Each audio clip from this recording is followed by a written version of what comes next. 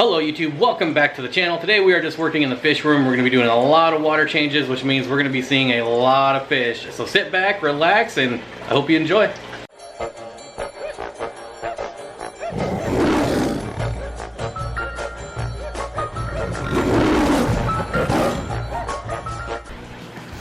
First things first, however, we're just going to get a quick look at the terrarium with the new camera. I want to see how much better it looks compared to the last camera I filmed it on. Already it looks way better. I still haven't got anything for it. Probably looking at thumbnail dart frogs, maybe a pair. There's not a lot online right now available, so just kind of waiting it out, but eventually we'll get a pair of thumbnail dart frogs in here. And while we're looking at terrariums, we might as well check in on the female crested gecko. There she is on the back wall there. Loving this nice big enclosure. You come here at night and you can hear her just hopping and skipping through all these leaves. This is her favorite bush over here. If you remember, I did use some live plants in here, but they weren't doing well, like I knew they wouldn't. We all knew they wouldn't. So I took them out. I kept the one that was doing well, but that's not really a rooted plant, so it doesn't really matter. And then we just added all these fake vines and plants. This is her favorite plant over there, but she's hanging out there now. So I've been doing water changes for quite a while now, just checking in. You can see I've got a huge water change going in on the 125 gallon tank here. About 75%. I like to do this once every month or two. Usually every 2 months I'll do just a huge water change. I got the lights off to try to avoid glare when I was filming some other stuff, but still didn't really work out that well. Still got lots of glare, as you can see. Also on the 40 gallon lake Tanganyika tank. Makes it hard to see anything without the lights, but we'll fill these back up with water and then get the lights on and take a look at them. And we're draining the 55 gallon breeding fish for profit tank here. Gonna do probably about 75% on this guy as well. Definitely have to do huge water changes on this, a lot. As you can see, there's just so much life in here. This tank just never quits. It's always non-stop. I removed a bunch of Java moss. As you can see, that big wall's not there anymore. I gave that away, and then the stargrass started to take off, so I'll have some of that to give away pretty soon too, which is pretty neat.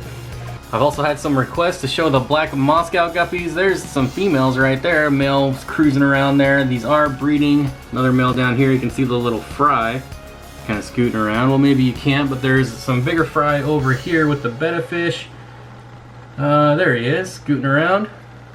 So far the betta fish has managed to get a few, but that's all right. I'm not really looking to expand this population too fast, so that works out well. Once I'm done moving some stuff around, then we'll start to explode this population, but for right now the betta helps keep it under control, but a few make it out of there, so everyone's doing well in here. I did just do a water change like I said. And of course we still have the yellow shrimp in here holding on for dear life. Very limited number of those in here, but they're still reproducing and, you know, maintaining a very small population. I got some dwarf chain sword growing over here, which is kind of cool, and then a little itty bitty piece of Bucephalandria, so that's kind of neat. The betta fish here, you can see his fins have some issues there, looking a lot better. Got pretty bad, but was able to keep it under control, and it's starting to grow back now too, so he is recovering. Well, we got an eel spotting here, so we definitely have to get that on camera. Don't see this guy very often, but he decided to take a nice pose for the camera, which is pretty neat. Having a hard time focusing on him there with the glare, but you get the idea. He's waiting for me to drop in some bloodworms, when in reality he's about to get the water pump for a water change. So before I scare him out with the water change, might as well get a good shot at him. I'm not seeing the rope fish or oh man, any Corridoras in here, or the dragon gobies, but they're in here. They were in the last video. Oops, that's not very smart. See if we can get him back. There he is. So there you go. Eel is still doing great. All right, checking back in. I just saw this. This is a leopard frog Pleco. Come on, focus right there. Maybe guarding this cave, so that might be good news. I actually haven't seen any of these leopard frog Plecos in months. And this is kind of a welcome sight, seeing them right here in the tube. So I'm probably gonna have to check this tube in the next couple days, see what's going on in there. And then of course we have the rubber lip Pleco hanging out over here. Come on, focus, focus. Well, you get the idea. There we go, rubber lip Pleco. But this is super awesome over here. I can't really get any other view because this is buried in some plants. So this is what we're gonna have to go with. I will check this in the next day or two though. Well, rookie mistake on the 125 here. When I was cleaning out the hang-on bag filter, I accidentally dropped one of the filter pads in the water. So the water's looking pretty nasty. Probably gonna have to do another water change tomorrow, unfortunately, but you know, that happens sometimes. There's a nice blue Phantom Pleco back here. Oh, there he goes. Don't see that guy too often, at least out in the open. Got the blue Panac, the L239 down here. Another guy we don't see too often, and then the Loach back there. I don't know where his buddies are. And of course the L175's over here. Bushy nose Pleco, you can see the tail in the back, and then this massive pike cichlid is just getting huge. You know, I did plan on keeping him, but I lost the female. So I'm not sure if I'm gonna get rid of him or keep him or what's gonna happen, but he is getting massive. Here's a nice look at an L75 down here. Oh, there's his buddies, his buddy Loaches. Some stir-by Corridor down here, so yeah, probably gonna have to do another water change tomorrow.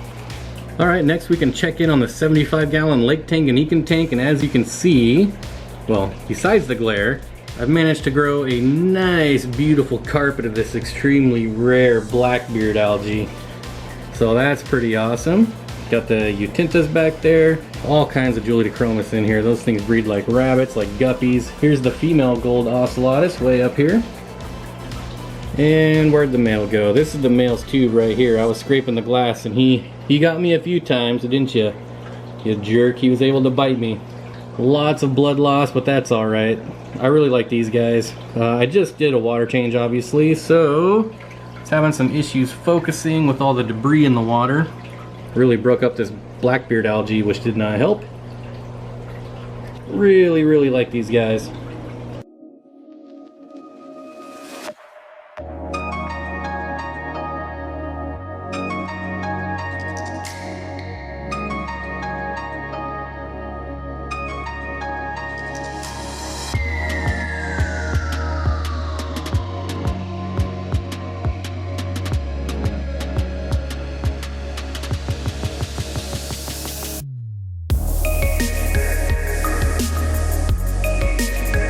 Well, I can honestly say it's been a long time since I've done this, but I did overflow the tank. Pretty awesome. Now I got duckweed and water all over my carpet. Pretty easy to clean up, not too bad. It's pretty good carpet, stain resistant, beads right to the top. Not too bad, but we can check in on the neon tetras while we're here. Wondering what the heck's going on. What else? I don't see anything else in here actually. Well, the Norman's lamp eyes are scooting around everywhere, of course, but I don't see the plecos, the loaches, or the shrimp. Oh, here we go. Here's some orange shrimp at least, so something besides neon tetra. Oh, there's actually more orange shrimp in here than I thought. Hopefully they're able to reproduce a little bit with all these fish in here. All right, once again, we can check up on potatoes. Sorry about the additional noise now. I did have to turn on the dehumidifier since I overflowed a tank, so we're drying out the carpet, the room in general. You can see I added some almond leaves in there just to help add some tannins and darken the water. One floating up there still. They do enjoy this. They like tannins in the water, so just trying to make them feel a little bit more comfortable. And he seems to enjoy it a little more.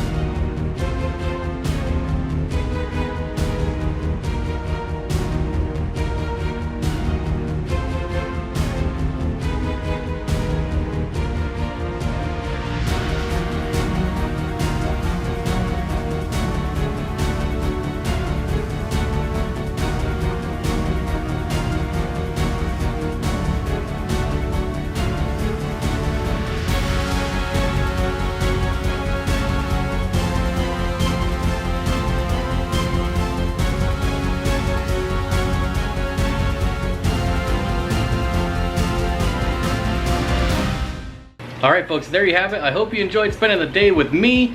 Fair warning, pretty soon we're going to have a video of Hemi's enclosure, this gal right here, the carpet python. So if you don't like snakes, steer clear because that video is coming out soon. Again, thanks for hanging out with me. I hope you enjoyed the video and I'll see everyone next time.